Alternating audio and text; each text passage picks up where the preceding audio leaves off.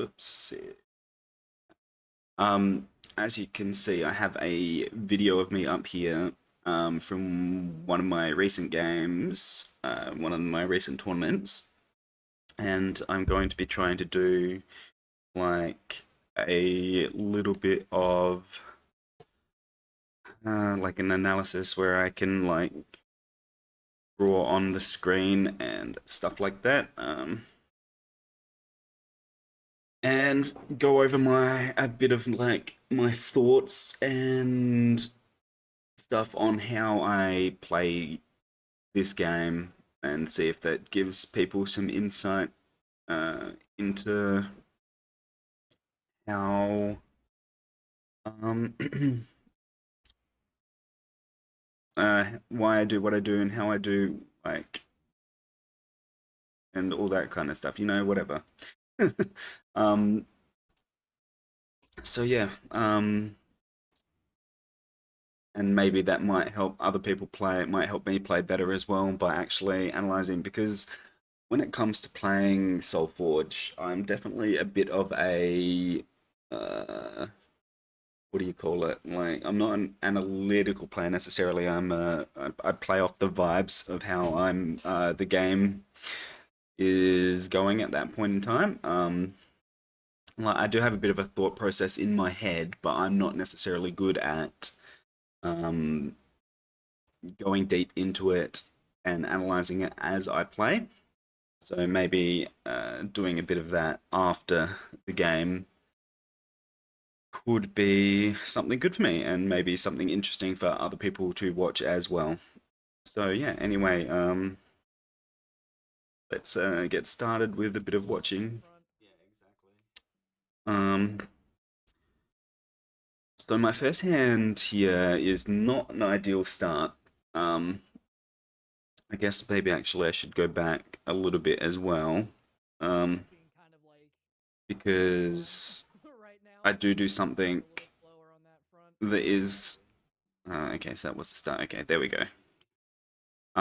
Yeah, as I said, not an ideal first hand, but a good thing to get in the habit of is to check your opponent's deck, if that is available. So you can get like just a quick idea of what they can do. Like I notice here that um,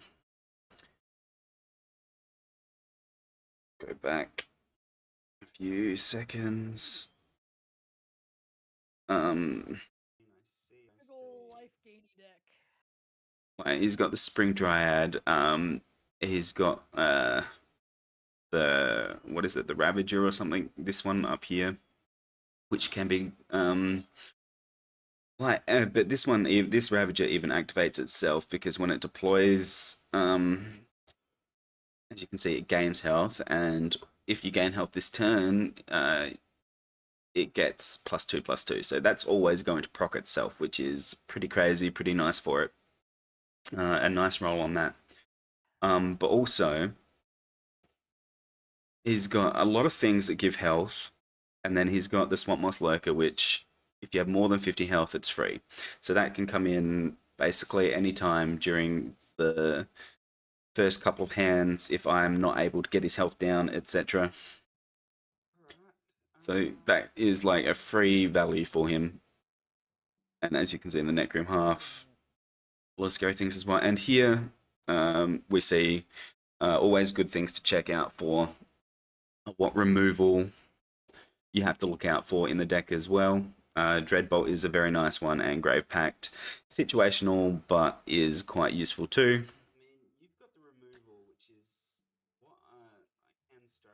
So definitely some things that I will have to watch out for as I'm playing this game. Um, as I said, my first hand here is not ideal because like this can only be reactive, this can only be reactive, this is a tiny body, wants to be leveled up, and this wants more than one thing on the field. So legitimately, my only play at the moment is this, but as we saw before, um, he has the potential for like a Dreadbolt, something like that. Like maybe I could play the Combat Mantis,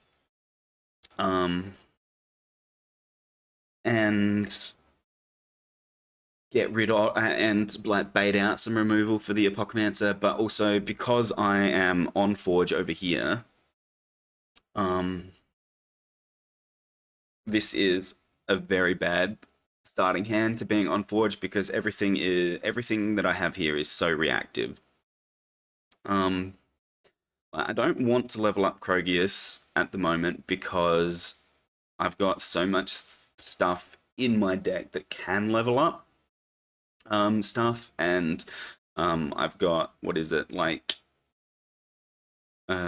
Tinker or whatever, the one that levels up twice, like plays a Mega Gizmo minion and levels up twice in cycle 4, which I can access with my 2 Mantises or my Forge Seal in my deck. So yeah, basically, Apocalypser here is the only thing that I can really kind of play as my first card, which really sucks because it gives him a lot of opportunity to block. It gives him a lot of opportunity to remove, etc., and stuff like that. So yeah, I play my Apocalypser. It doesn't matter what lane I play in at this point, because he doesn't have any lane-based removal. Like he doesn't have Isolate. He doesn't have Isolate, which does damage to something that's in a lane, not next to anything else, etc. And he doesn't have any like Ice Storm, which hits adjacent things to what it's targeting as well. So nothing lane-based like that I need to worry about. So what lane I play the Apocalypser in here doesn't matter. That is something to kind of look at when you're looking at people's decks as well, but also it's not most of the time it's not going to be too much of an issue until later in the game about lane placements.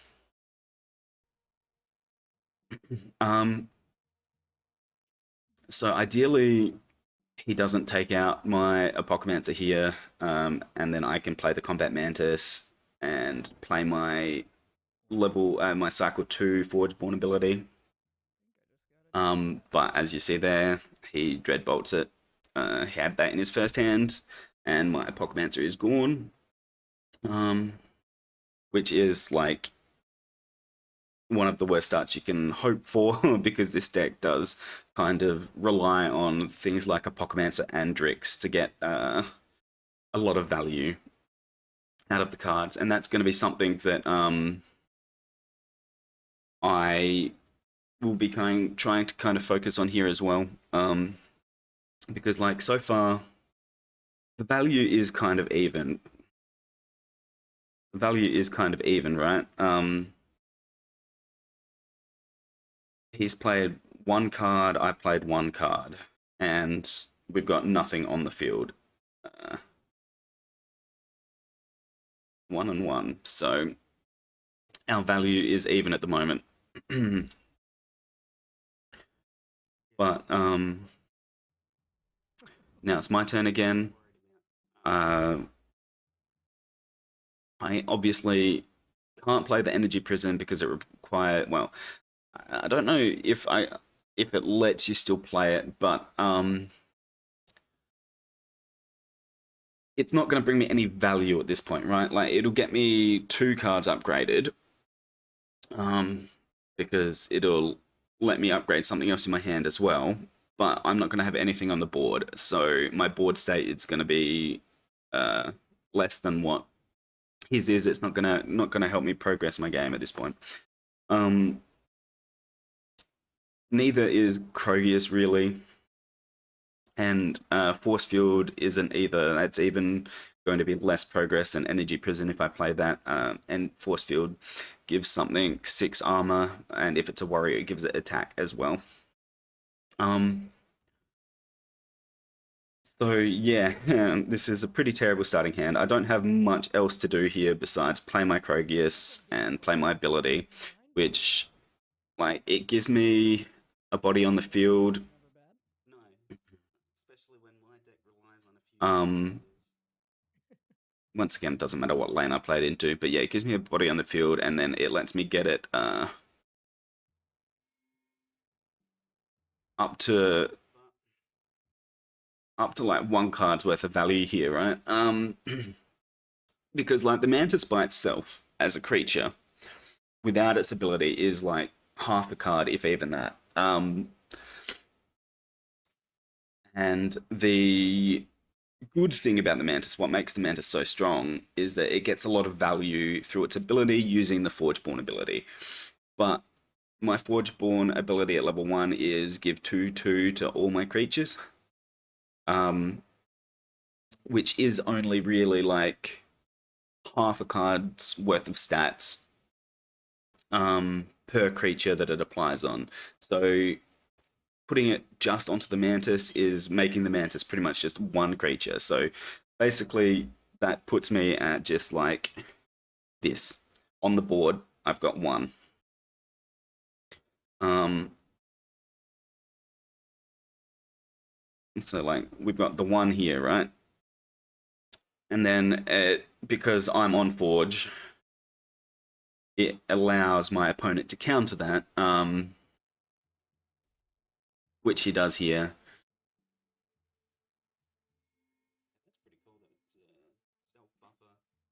And obviously, as I said, it gets its health. Um, he's at 52 health. He's at 52 health now up here, so that means on the next turn, he's going first. If he has the Swamp Moss Lurker, I'm in a lot of trouble. He's going to get lots of value on the field. And he's at 1 as well. These two cards will trade at the moment. Like, my 4 attack, his 5, my 5 health, and his 6 health, and his 4 attack means that it'll take 2 turns, but these creatures will trade. They'll do damage, but they won't kill, and then they will do damage and they will kill. Uh, Assuming no extra other interesting stuff happens. But then, as you see there, he gets his Zrath's Will, I think it is, which lets him play a minion. If he's gained health this turn, it is a free card. So he gets a minion, which is basically like half cards worth of value. So at the moment, he is plus 1.5 over me, right? So these are trading, they cancel each other out. So that means my board state is 0 and his is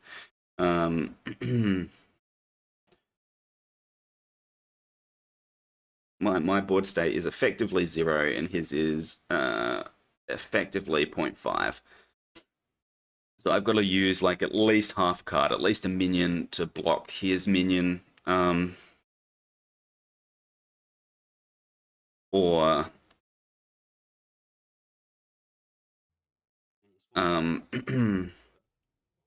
yeah, basically find some way of getting rid of it. All right. So looking at this hand, see, a hand like this would have been still is quite a reactive hand. Maybe still would have been nicer as a first hand over this. I could have at least played the big body of the hunter, even if I didn't have anything to use its ability on.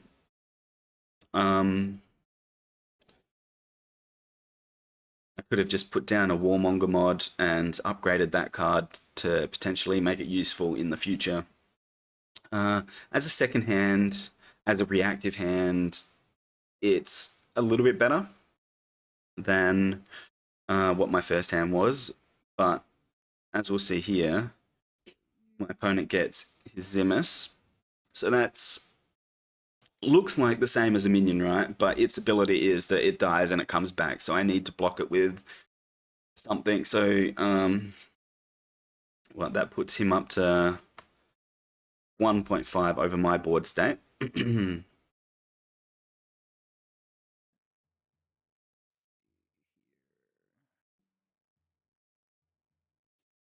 And I guess he's looking to see if he wants to play any of his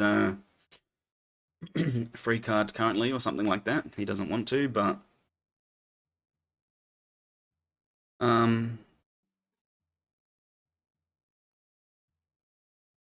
so my sated, I'm looking at my hand here.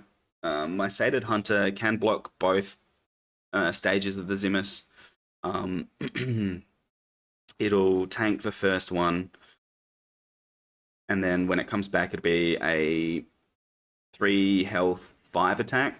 I think it was, which they will trade out there. So that's something good for me. So I can cancel out the Zimus with this hunter. I believe that's the one I went.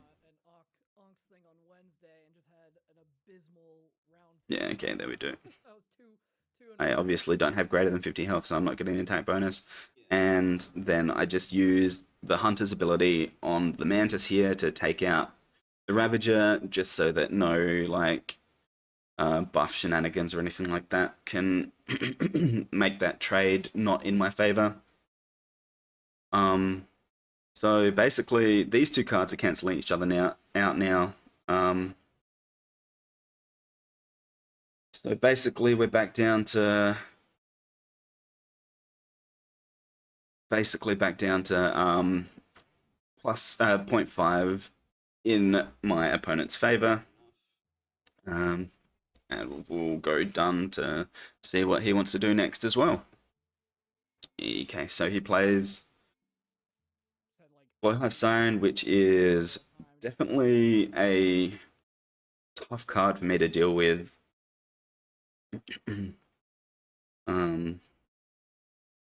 Puts him back up to 1.5 on top of me.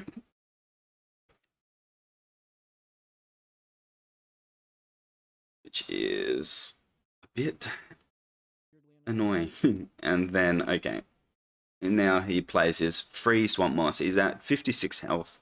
Much higher than 50, so he can play the Swamp Moss for free, which puts his board state at about 2.5 cards over mine, right?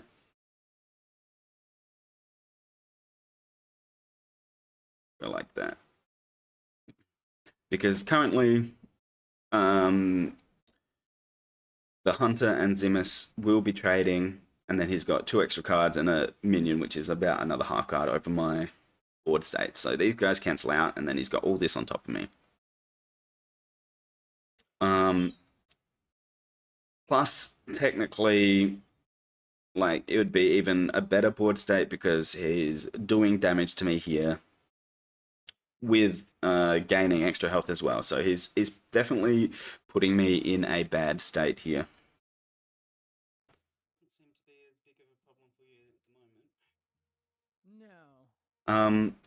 Obviously, I can't really play War Machine here because it requires it to replace to be able to really do a lot.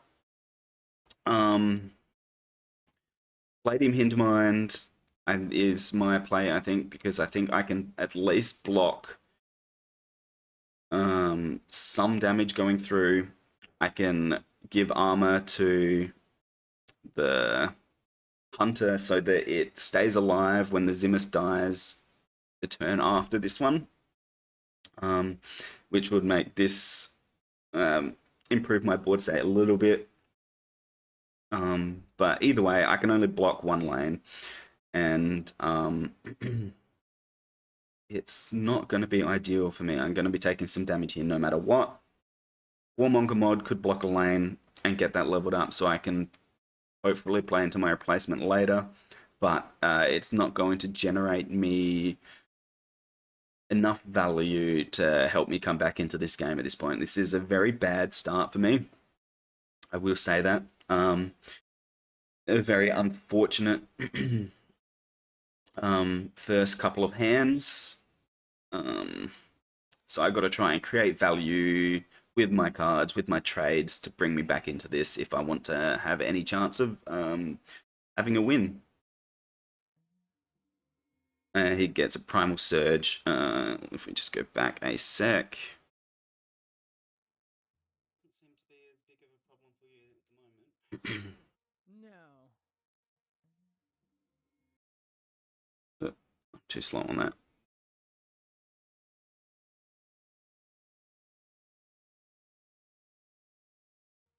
No. Animation's too quick for me. If you gain health this turn, this is free. So he obviously gained health with the Glowhive Siren. It gives 2 attack and 2 armor to something. So even more damage will be coming through if I don't block that one. But also I don't have anything that can do any damage back to that. The Palladium Hintermine can block it for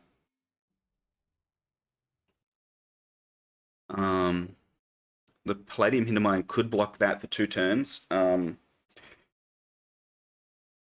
I'm hoping the reason that I played it in front of the Swamp Moss, I'm thinking, is I'm hoping that I can get a buff that'll like one of my next Mantis, which could keep this alive and trade out over that. But yeah, so over here I block all the damage here from the Zimmers. I take 9 damage through from these guys, so I'm definitely not looking the best. But as we can currently see, these guys will be trading.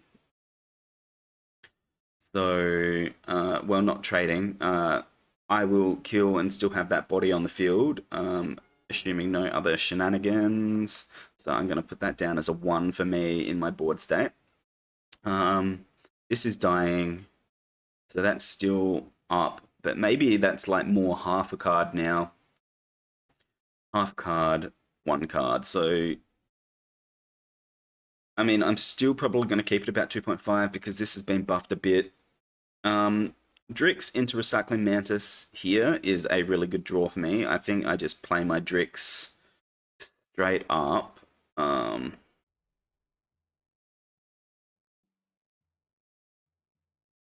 Because there's not much else that is really going to be of much use to me. I play it. Do I play it into the empty lane?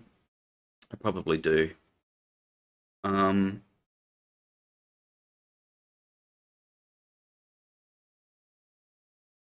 Because Drix lets me play minions into places. And then the Recycling Mantis wants to be played on top of things like the Gizmo minions to give it extra buffs and stuff like that as well. Recycling Mantis, when it replaces something, it gets a stat buff as well, which might help me do something into the Glowhive Siren. Where's Drix? So by itself, by its stats, Drix is only about half a card of value, right? But every time Drix plays a minion, it gets another half of value. And then technically, every time a minion is replaced, it's almost another half a card of value there as well. So Drix by itself can generate a lot of value for my deck, for my board, state, etc. Shroudthorn Splicer could also be a useful card to play here, but I think Recycling Mantis into buffing everything, assuming that he isn't able to remove the things that I need, which he isn't. Recycling Mantis is an easy play. Buff, buff, buff. Use my Forgeborn ability to buff everything. So the Mantis here generated me a lot of value. Lets me get back into this game.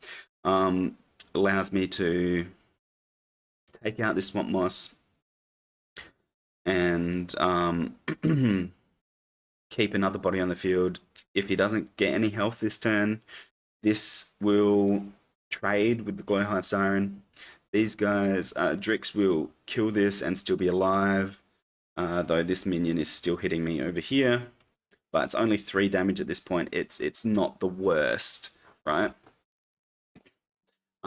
So this is a slight comeback for me, but then he's got his own buff, right? So now I'm back down to being like, at this point, this minion is basically a whole card. So this will live, this will live, this will live. And then that will kill my Drix in a turn as well. I will still be a body up over like my Hunter here will kill the Zimus and survive. But yeah, I'm not in a good position, and that's shambling as well, so that's creating even more value. I get my Recycling Mantis again, but I want to play the Apocomancer. So yeah, here basically this is like essentially 4 cards of value, right? Because that will kill my Drix, and still be there. So like that's like 4-1. I'm not in a good spot. My health is like 2 cards worth of value at least, 3 even down. Not looking in a good spot, but I see my Apocomancer here. That could potentially bring me into a better spot. Like an Apocomancer, I've got my Forgeborn ability, which lets me give +2/+2 to everything. I don't know if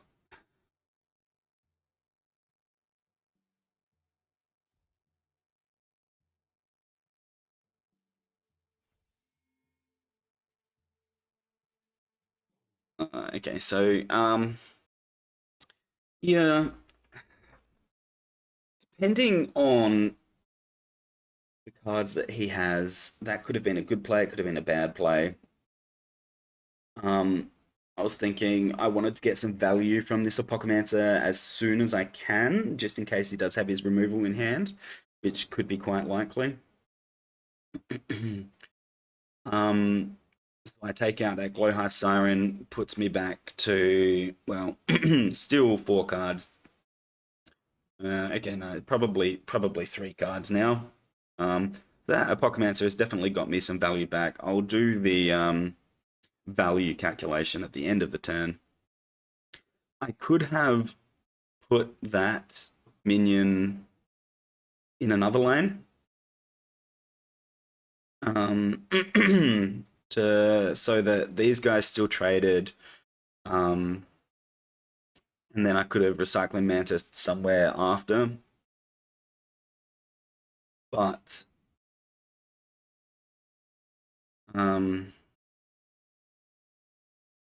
yeah, I didn't want to risk not getting any value from the Apocomancer this turn, so I wanted to get a replacement off, take something out. And as we will see, I think I don't use that here, do I? Yeah.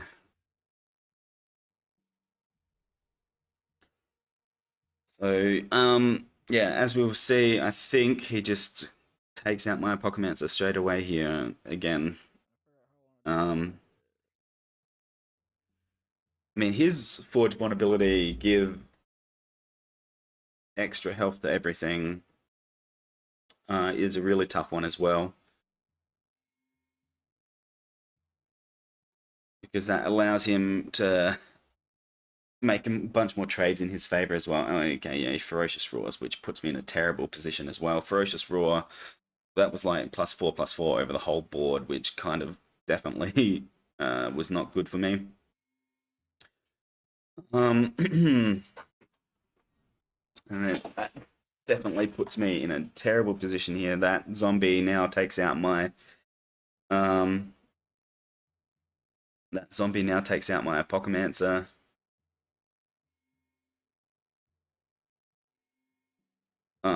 Or it would. So there's lots of options here. None of them are good ones. Um, I go for the Necromancer up here because it's going to allow my Drix to trade when I give the buff over. And no matter what I do, this Drix is dying anyway, right? Excuse me.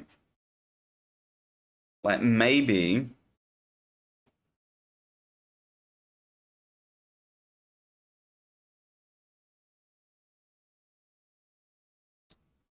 I should. What do I do? Let's see what I do. I'm gonna take a lot of damage here, no matter what. But I believe I do the damage into the Necromancer. What I should do is because the Drix is dying anyway. I should do this damage into the Necromancer, play my level 2 Mega Gizmo minion over the Drix, get some more damage into something else, maybe this minion here, so that my Apocamancer can live, and then buff everything so that everything on my side lives at least another turn. Is that what I do? I do not know, but it is what I should have done. It would leave me taking 18 damage through. But that's gonna happen anyway. But yeah, as you can see, I'm thinking about what I want to do here. I do the damage into them. So cool. Okay, yeah, okay. So that was a bit of a choke, I think. I wanted to stop all the damage going through, but I should have put that over the Drix, done some damage, maybe even into the Dryad, so that the Mantis can take it out. But this takes out the Swamp Moss.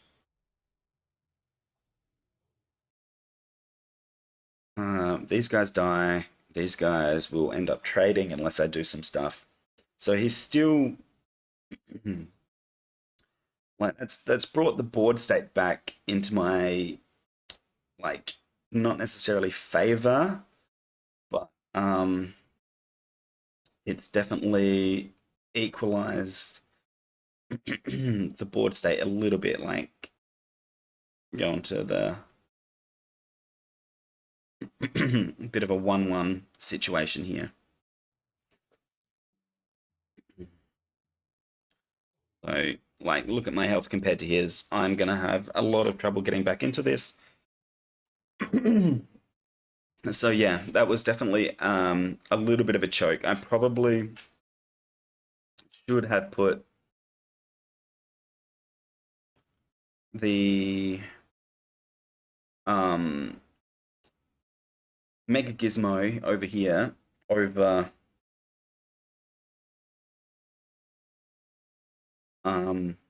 over the Drix, got rid of another creature to give me a little bit more of an advantage. I would have taken an extra 9 damage, which would not have been good, but I hopefully could have used the Mega Gizmo that would have been here to take out something else and give me more of a comeback advantage as well. But yeah, as we're seeing here, I'm definitely not in a good position. This was a very not great hand to get either.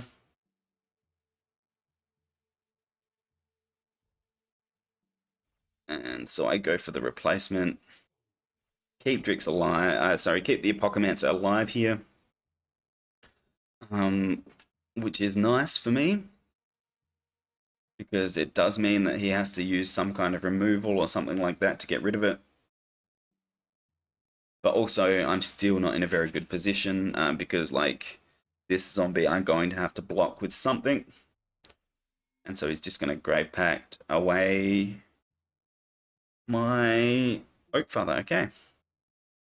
Because, I mean, I've got nothing to replace here anyway.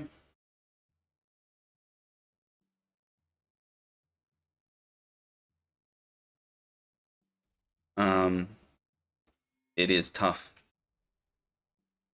And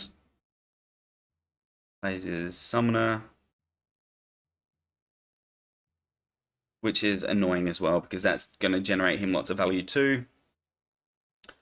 And this isn't an ideal hand to be seeing either. But he Dreadbolts away my Pockmancer, so that's not going to get me any value anymore. And now he's once again up on me. This isn't going to be doing any damage through to me, so it doesn't really count as a card of value, but it also generating minions every time. So like it's definitely every time a spell is played, it can play a body on the field. So that's like extra value there as well. Um, so I'm looking at my hand here, and there's really not a lot that's going to save me at this point. Shifting Druid into Combat Mantis is letting me block a lot of lanes and stopping damage coming through, which is what I'm going to have to do, I believe.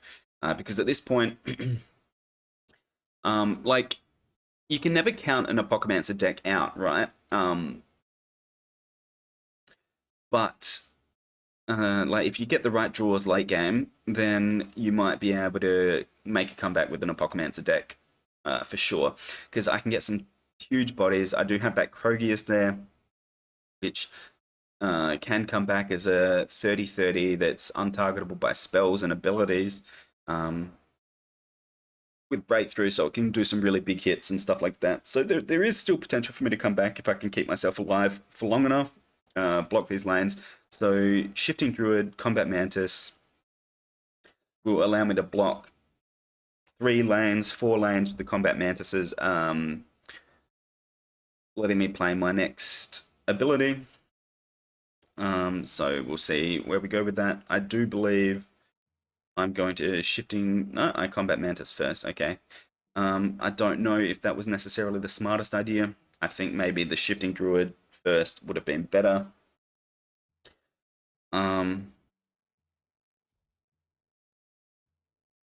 Because, yeah, look at that. He's just going to buff all his minions.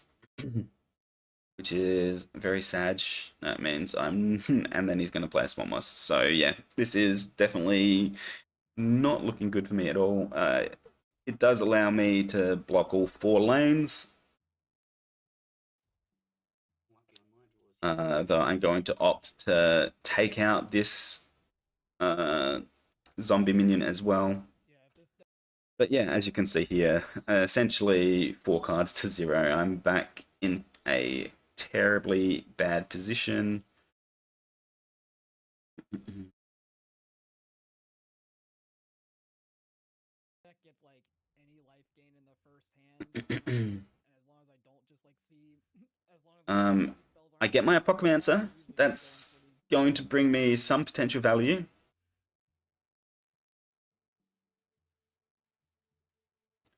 Didn't see the Shambler last cycle though. I play it into that lane because then it's going to do damage through underneath that defending summoner. Okay, no, I'm going to block the Swamp Moss damage, which is fine. And then he's just going to Dreadbolt it. And that means my Apocalypse is gone for this game. And I am in the most terrible position ever. Like, with that Apocalypse, I had the potential because that with replacing stuff, that could have been a lot of damage to try and get me to clear his board and try and get me back into the game. But that kind of sealed the deal to my loss here. Stops me from having much chance of coming back at all. So it's just been going downhill for me from the very start. Play my Mega Gizmo. Uh,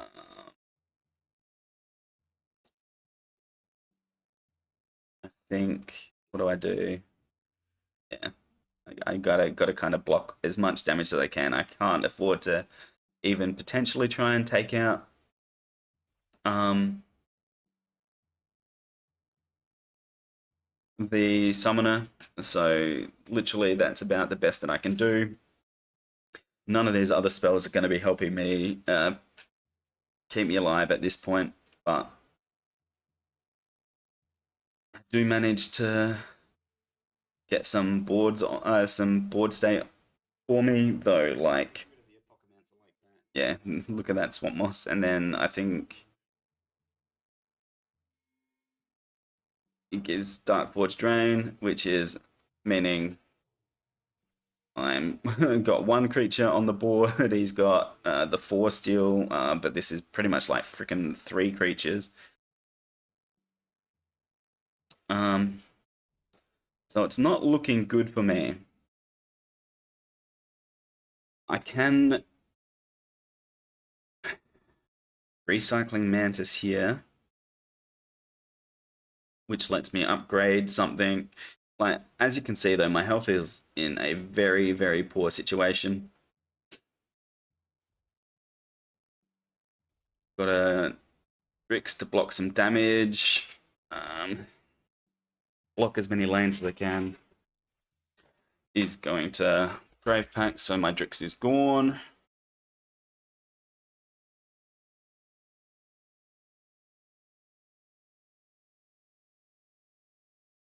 Um, and at this point, like maybe I needed to recycling Mantis in front of something, upgrade the Krogius. Maybe I should have recycling Mantis first, so that he had to grave pack something else, and then I could play my Drix into blocking a lane. Like I could have recycling Mantis upgraded a Drix. Um, because the recycling Mantis lets me play a Mega Gizmo as well. Then he would have grave packed probably. He probably would have grave packed the Mega Gizmo potentially, or he could have ignored it. Lets me play my Drix, block another lane with another Mega Gizmo. Um, and like the Mantis would have been sitting somewhere. Like it's all theory crafting. Who knows what would have happened? But maybe recycling Mantis was the wrong play. Um, but yeah, I do put this Swamp Moss Lurker into a relatively easy to kill place and block a lot of damage. Still have a minion up. Got my Combat Mantis, Shifting Druid. I think I need to keep blocking lanes. Combat Mantis will let me get another minion up. Shifting Druid lets me block two lanes once I've upgraded it to level 3. But I'm still in a dire position here. Combat Mantis should potentially trade with that Swamp Moss if no buffs come through. And as much as I would like to upgrade something else, look, thinking about it, maybe Arrogant Rex into Camouflage Basher could have let me take out the Swamp Moss. But also, I'm letting a lot of damage through from a lot of different areas. Whereas this play that I did lets me block as many lanes as I potentially could.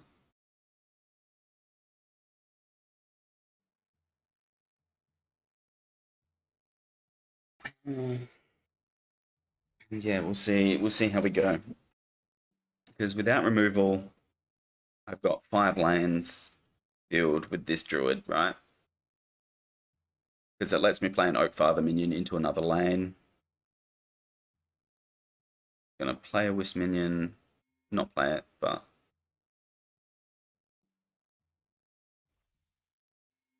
yeah. So trading. Shifting druid will trade here. Could have put my Oakfather into that lane to maybe threaten a buff later, but You know, you'd think. Thras will kind of definitely hurts. It lets him get some more life gain. Gonna make me struggle to bring back the damage. Like, we've got 1 cycle left after this turn, right? So I've got to get a lot of damage through very quickly. I do get rid of his Swamp Moss here. But once again, like 63 health to 10 with only 3 turns left. And 2 of those turns I will be off Forge. So and then yeah, he gets a buff. So that's everything living on his side, nothing living on my side. Is definitely not good for me.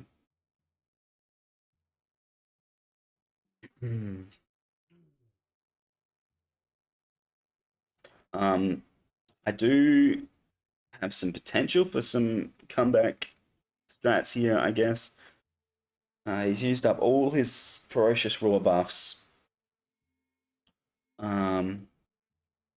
He does have his Dark Forge Drain, which is going to be a tough thing to deal with. So here I can play a Mega Gizmo minion, upgrade a card in your hand twice. So I'm going to do that. I'm going to upgrade Lycian Rain because that's going to let me block as many lanes as possible. And then I'm going to play my Krogius as well. I don't know if it would have made much of a difference, but where I play the Krogius is a bit of an issue.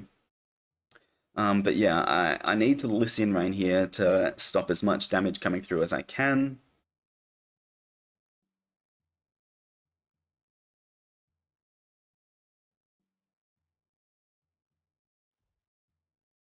These numbers will re-evaluate soon as well. But yeah, Lycian Rain needs me to block as many lanes as possible. So yeah, I block all my lanes. They're all trading. He's going to... okay, no, it's Shapeshift, not Dark Forge Drain. So it's just a +10, +10. Dark Forge Drain would have been much nastier at this point in time. Okay, so that's going to keep that alive.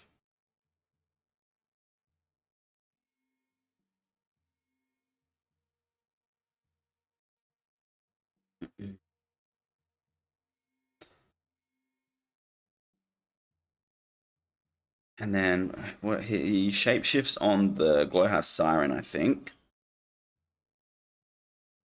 You're doing a good job keeping my swamp moss from doing anything. I kind of wanted to put the Krogius over the Mega Gizmo, which would have let me buff the Krogius a little bit. But that would leave me with, at this point, both the Ravager and the Glowhouse Siren that I need to block on my next turn, which is not going to look good for me. But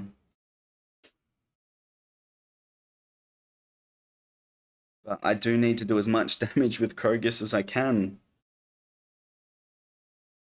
Because I need the 2 big hits from him if I want to be able to overcome this health difference at all. But I do need to block one of these guys because everything else is trading, getting rid of. I think I make the wrong decision here. I maybe should have blocked the Glowhive Siren, but I blocked the Playing double um, Ravager this game. Ravager because, like, one damage I can put any kind of minion or something in front of that level 1 card, whatever, to block damage on that. Whereas with the Ravager, it's going to leave my Krogus at more health, so it's going to be harder to block. Hopefully, let me get 2 hits through. Um, and it's going to make it so that like the Glowheart Siren be at 1, it can block it with anything. Krogus will be at 20 health and will take a couple of blocks to be able to get rid of. So that was my thought process at this point. Maybe that was a choke. Maybe I should have blocked the Glowhive Siren. Oh, where'd he come from? But as you can see, we're back to just 1-1 here. I mean, like, Krogus is worth like 5 or 6 cards of value, whereas the Glowhive Siren is worth a decent amount with the buffs it's had on it, right? But because pretty much anything can take it out, and like this hand is not something that you really want to see as your last on cycle option, because it's not letting me push any damage through. um, or at least nowhere near enough. Seeing some more level 3 cards here could have been useful. Seeing a Drix here would have been nice. I could have blocked multiple lanes. Um, yeah, just not ideal. So what I go for is give some armor to the Krogius so that I can hopefully have it live until the end of the game and hopefully get some damage through to it. Zimus isn't blocking a lot. Play that, so try and push through some extra damage on the side, and then he just grave packs. Goodbye. There's literally nothing I could have done to stop this game. Maybe, as I said, if I had blocked the Glowhive Siren, he wouldn't have been able to do that, but also the Ravager still would have been over on this side.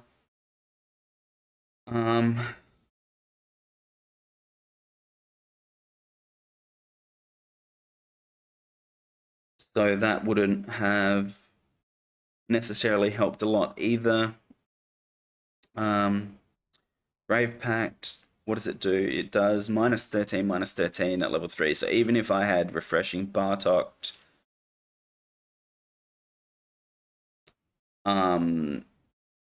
into that lane as well, like Refreshing Bartok somewhere, and then put this, which was my highest health. At this point, there was nothing I could have done. The only way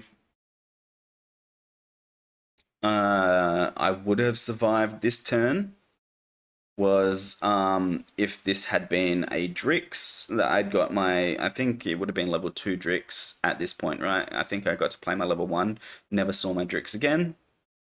If I'd managed to play a level 2 Drix over into this lane, played my minion here, he played his Zimus, then I played my played in Mage here, that would have made his health 14 because I would have got the +2/+2 from the Gizmo minion and then the +2/+2 from the Drix replacement bonus. Which means Grave Pact would not have been enough to take it out entirely, so I would have still been blocking that lane. It wouldn't have killed the Glowhive Siren, but it would have blocked it. Krogus would have put damage through, Drix would have put damage through.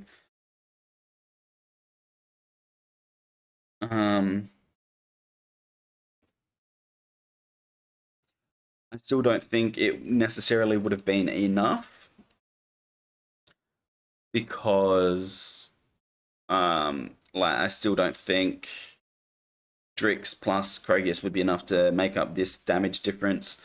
But yeah, that would have been the only thing that would have saved me from losing on this turn.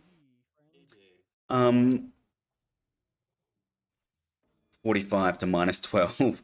um, so yeah, basically that was a couple of really bad or a really bad starting hand, not ideal um, later hands. Um, into a pretty unlucky matchup, I think. There was potential for me to bring it back at some points in the game, but like he just got his dread bolts at the right time, stuff like that. Managed to get rid of my Apocamancer, which had the potential for generating me some value before it could do that, which yeah just put me on the back foot, and I was never able to get back from this game at all.